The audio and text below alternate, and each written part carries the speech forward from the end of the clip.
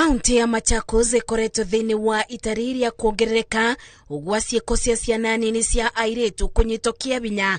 Gavana wa Vinya Ndeti akiuga wongerereku uyu ucungiriirio ni mubuthiririo wa mawatho. I am disturbed to learn that cases of violence against children as well as sexual exploitation of underage children have been on the rise in the different parts of Machakos County. Wavinya orete rubonge rwa thitango cia muingi kubanyukia masira maya igoti-ini riria makinyo mbere yao. My passionate appeal to the Attorney General and the Director of Public Prosecution is they should urgently appeal the High Court ruling in order to protect our children and the future generation.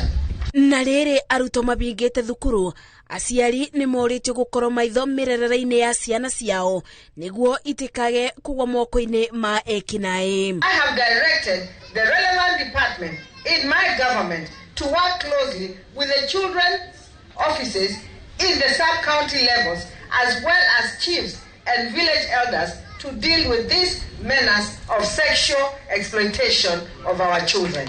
Gukiri uguo gavana uyu ni abete mukana ale marathukangiria ciana nini muturire akiuga cuma yao eriko. I appeal to the parents and the society in general to ensure children are secure and not left unattended to the masses of the sexual offenders. Wavinya arĩtie ũyũ hĩndĩ igongona rĩa gũtanabĩra ciana cia kaunti ya Machakos na thigũkũ. Ngĩribotera Inooro TV, njĩtagwo Masi wa Ndia wa Mũrĩithi.